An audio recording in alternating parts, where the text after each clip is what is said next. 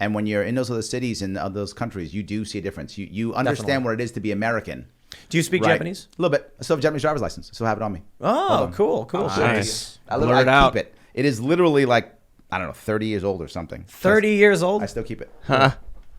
Sweet. Japanese driver's license. Yes. Look at this guy. Yes. Looking all young. That was many years ago. What were some of the biggest differences ago. you noticed at it, maybe off the top of your head? Yeah, I remember one time that something was happening. I forgot what it was. It was probably in the late 80s, early 90s, as I'm going to guess.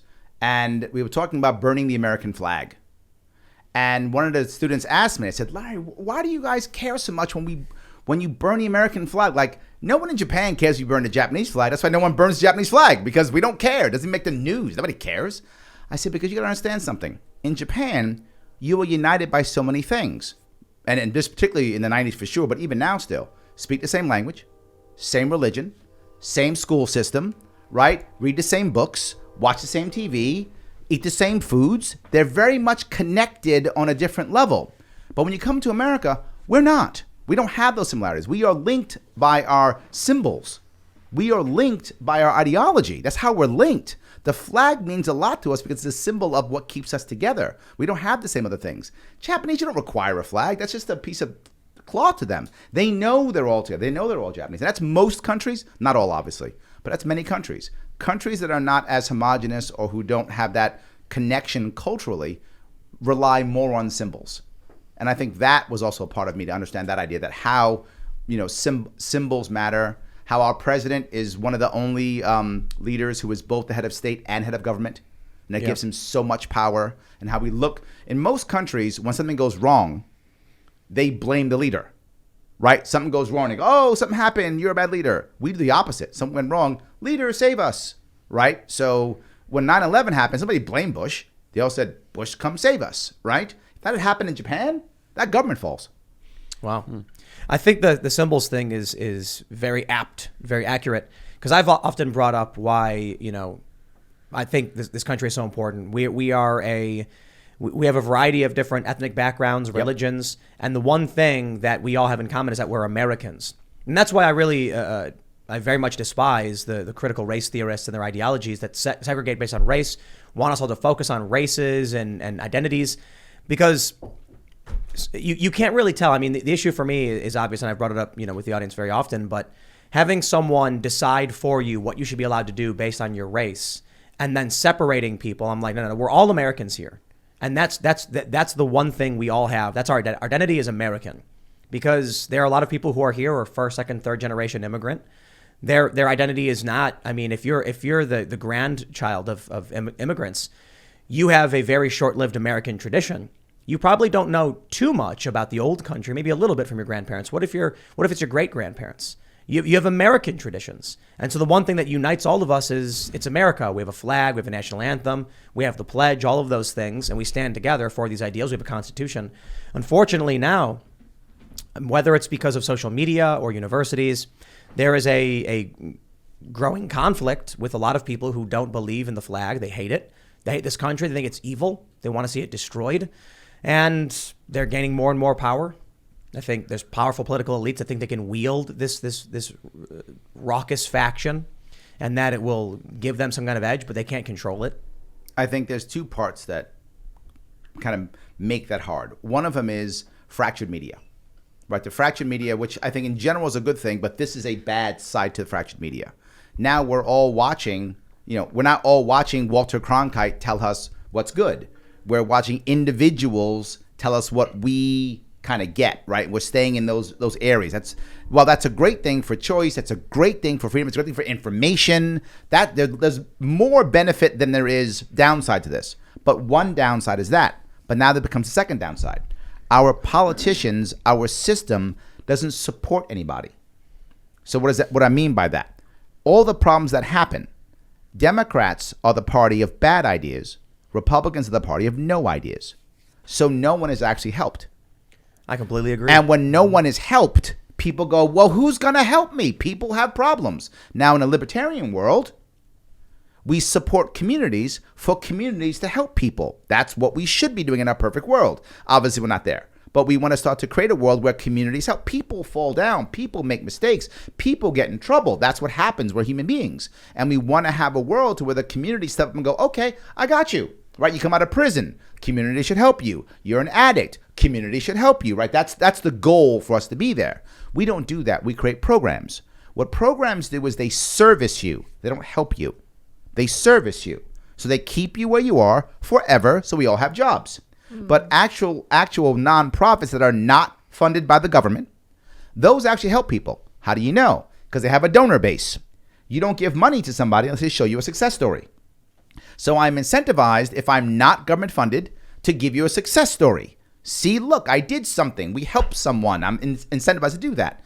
But if I'm government funded, I'm not. I'm incentivized to check a box. I check the box. I get my government money. Now you might say, wait a minute, Larry, there are nonprofits who are terrible. Look at them. Most of them are government funded, which means, what does that mean? They're not actually nonprofits. They're just government agencies that are non-unionized. So the government gets non-unionized workers. That's what that actually is. Second Amendment. Yes. What about it? How do you feel about it? I am the only candidate who was pro 2A in all of New York State. Not even close. The only one. I was the only one in 2018 who actually had a plan to end our SAFE Act. And those you may not know, the SAFE Act in New York State was enacted in 2013 after Sandy Hook, which, by the way, did not happen in New York State. But it was to stop all the Sandy Hooks that were happening in New York State, which was exactly none. There was no problem. We created a SAFE Act where basically what it said was, you are about 1 million New Yorkers who legally purchase your firearm. Now you are violent felons.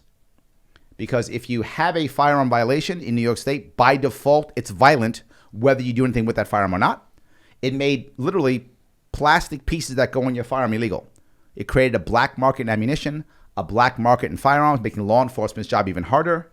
It made sure that people who have a smaller stature can't get accessories to be able to use firearms well. And it made sure that veterans knew that if they got reported, that they would lose their firearms. So it made veterans with PTSD and TBI issues not report anymore. It created a secret state police in that now our medical personnel have to report if there's any problem. This actually happened. I think it was Rochester, where a guy comes in after a car accident. The nurse says, oh my God, how are you feeling? He goes, I feel so bad, I want to die. She checked boxes, suicidal. State police came by to take his firearms. Wow. Yes. So that kind of stuff happened from the SAFE Act. It made New Yorkers feel terrible about it, and many of them have left because of it. So I was the only one in 2018 who had a plan to actually end it. New York State is insanely anti-gun, and I mean insanely anti-gun, to the point where if you take your legally purchased firearm and you follow every TSA guideline, it's locked up and unloaded, and you follow every TSA guideline, you bring that firearm into New York City, you are going to Rikers Island. That is going to happen. Yes, the most violent jail in the country. You are going there, whether you are male or a female, with or without kids. That's happened more than once. Luke was, I think it was Luke who was telling this, Luke Rutkowski of We Are Change, saying that there are stories where people will be traveling through New York. And it's for like maybe an international flight or somewhere. Yep. They'll have a legal gun. It'll be in a legal case, locked, no ammunition. Yep. Magazine removed or whatever. Yep. They'll check it in their legal state. Yep. And that New York City has cops waiting, knowing when you have a gun, and they wait for you to put your hand on the bag. And the moment you do, they walk up and arrest you for illegal possession. Correct. That's accurate. And in New York State, loaded has a different definition. Loaded is ammunition in the vicinity of the firearm. What's vicinity mean? Thank you. Insane. Thank you. Yes. Inches? Yes. It means, I don't know, there's a box there and a firearm there. That's loaded. That's what that means. Wow. Yes. New York State's insane. We have the strictest gun laws in the country. So what I want to make is simple laws. Simple. Just universal transportation. How about that? Any place you go in New York State, anywhere, no matter what the local gun laws are, doesn't matter. If your firearm is locked and unloaded, you don't go to jail. That's not crazy. That is a law that people could accept. You don't. If you bought your firearm legally, it's locked and unloaded. And change the definition of loaded. Loaded means, going to sound crazy, bullets in the gun.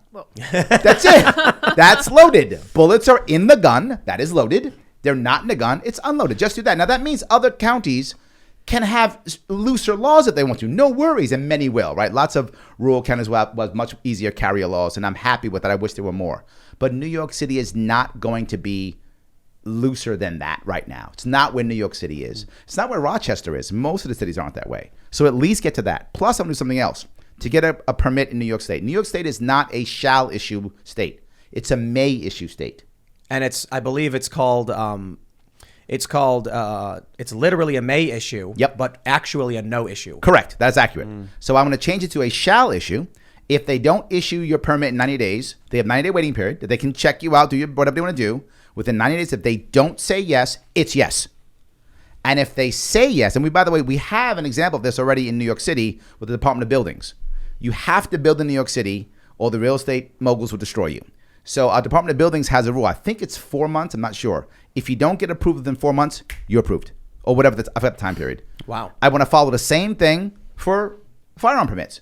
90 days. And if they do disapprove you, no worries. They must give you a reason and an appeals process. Why not? Right now, they do not have to give you a reason or an appeals process. They just go, I don't like you. No. That is totally legal in New York State. Why 90 days, though? Because we already have 90 days. So I want to, again, familiar enough, but radical enough. All right. We already, right now, officially, we're on 90 days. But what they do is they always say we don't have enough people, we don't have enough bodies, and we're a may issue anyway. So they usually, in certain places, they'll take 2 years to get a permit. We need there's a Supreme Court case coming, I believe, right? Yep. Did it already happen? It did. Okay, so so that's about may issue versus shall issue, right? The issue we're going to have is New York State's going to fight it, and they already are. Yeah. Right. But So they're going to lose. I think. Yeah. I think. We'll see. So this is basically, my understanding is the suit is some dude tried to buy a gun, and they denied him. Right? They said he needed a valid reason, and Correct. he said, "No, I don't." Now it's gone to the Supreme Court. Correct. And that's my entire point, right? That should not be a thing. If a county is going to deny you, they have to give you a reason why, and you have to have an appeals process. Let me tell everybody, look, there are a lot of people on the establishment left side. They're anti-gun. Mm-hmm. I think they don't know anything about guns for the most part. And there's a lot of these people who claim to, like, I served in the Marines, I know about guns, and it's just like, then you hear them talk and they don't. Right. Like one guy, I think was like an accountant, and he has like a Twitter account where he talks about, I was a Marine and they made me lock my gun in a locker, and it's like, dude, you were an accountant.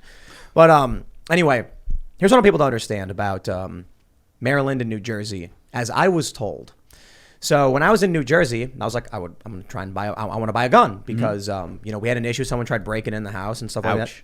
And I was told New Jersey is a may issue state, but it's actually a no issue, meaning any person who applies for a concealed carry permit, because you can't open carry at all. It's got to be concealed.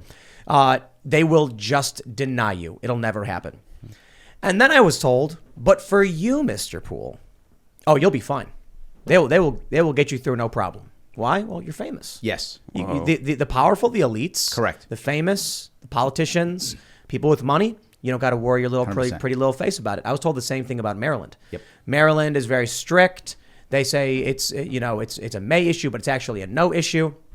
And then they go, oh, but for you, don't worry about it. So you get these politicians in these states, like in Chicago, this was a big issue everybody gets pissed off about. Politicians all have they're armed, they have armed security.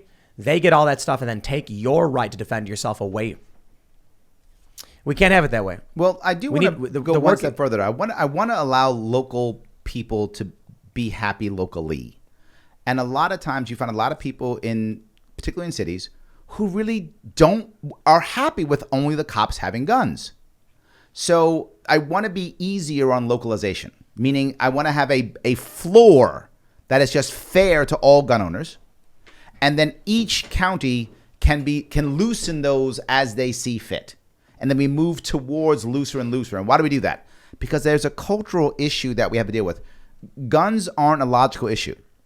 They're a cultural issue, right? People, to your point, don't understand guns. Most people in cities look at the SAFE Act and go, well, it's been keeping us safe.